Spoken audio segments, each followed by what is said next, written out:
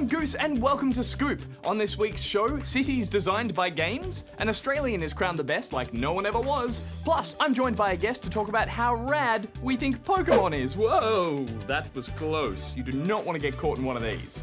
I mean, the Pokemon are fine, but geese? No, we do not fit in Pokeballs.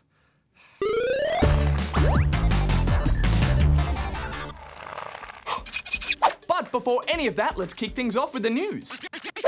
First up, and city planners in Stockholm are using the game City Skylines to help plan a new area of their city.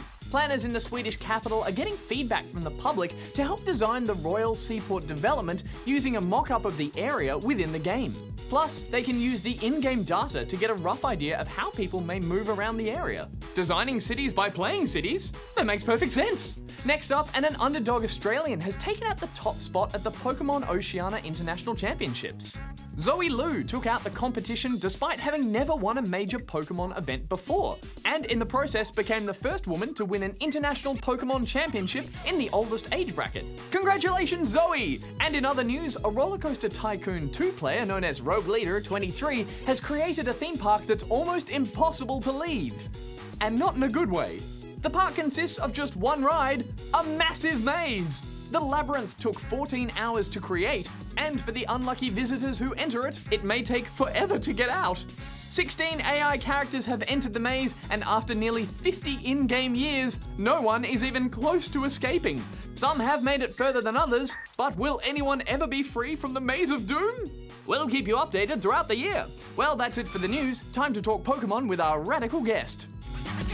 I'm joined now on the Scoop couch by Rad. Welcome. Thank you. I'm excited to scoop it up. Yes, well, I got you in here for a reason. Now, you're currently playing the new Pokemon mobile game, Pokemon Jewel. I thought we'd chat about all things Pokemons. Yes, those adorable little pocket monsters. Yes, well, you've been a fan of the series for a while, haven't you? Yeah, I actually played Pokemon Blue when it first came out. When I was just a wee one, I think I must have been like 8 years old. Yeah, wow. And everybody else was playing either yellow or red, but I was like, nah, blue's the coolest. Which one did you play? I was red. I was You red were for red. sure. I actually played it on my Game Boy, which I still have today.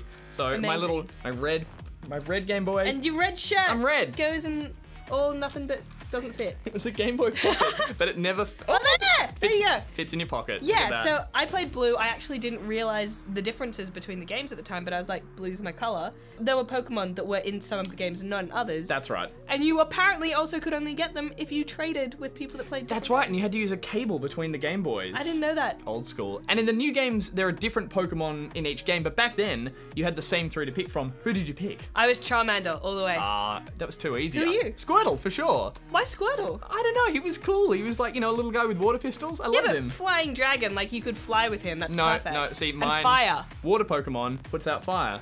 Easy win.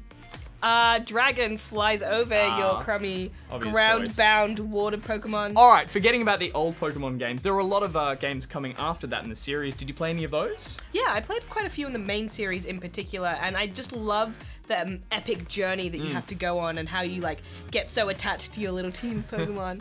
I actually played a lot of the spin-off games. They were a bit weird. There was one called Pokemon Snap on the N64 where you just took photos of Pokemon, and it was fun. It was the first time we'd seen them in a 3D world. Pokemon photography It was simulator. photography. It was really weird, and it was cute for a while, but it got boring pretty quickly. There were ones like Pokemon Stadium as well. I remember battling it out I in played that. a little bit of that, yeah. Yeah, that was pretty good fun. And I think from there, they went into the regular series, and then we have the current gen ones like X and Y and Sun and Moon. Did you play either of those? No, I haven't played any of the new gen main games. I think they're quite fun in the sense that they've added so many more Pokemon to a series. Almost too many, I would think say too now. many. You think? I think the original 150 are still the best Pokemon. They were great, and they They're all had beautiful. such beautiful design and great Yeah. names. I think now there's one that's like a set of car keys, That's just too weird for a me. chandelier. No. No, Not a into fan. it. It's kind of like the designers just looked around their house and picked objects and then put eyes on them and like, it's a Pokemon. But it's been around for a long time. Why do you think the Pokemon series has been so endearing?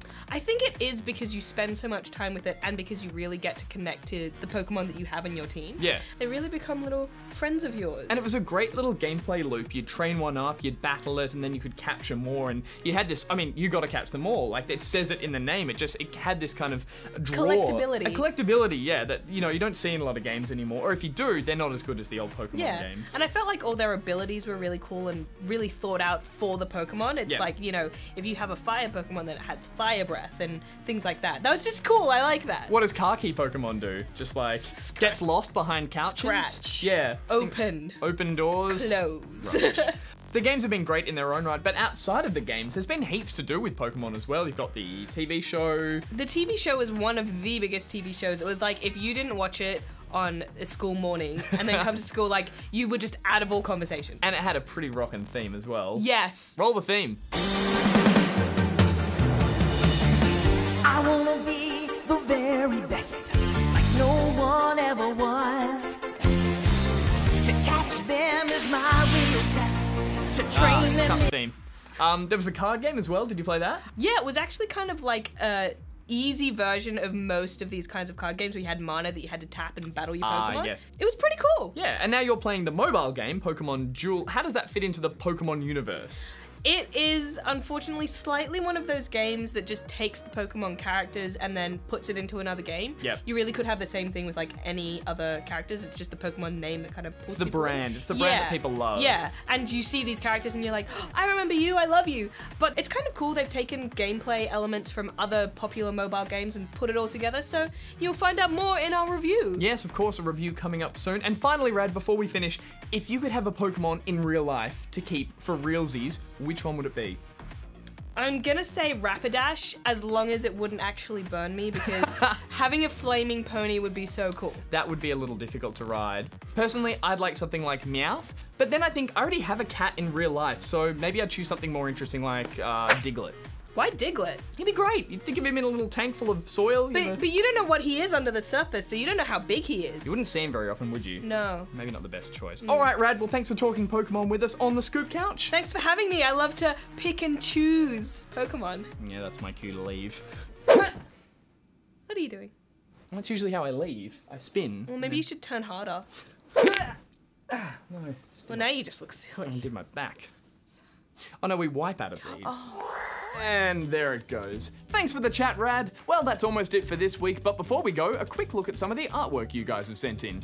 A big thank you to Oliver for sending in this brilliantly horrifying mashup of Mario and Kirby. Ugh. And to Ned for his mega Tepig Y. Phew, that's a big pig.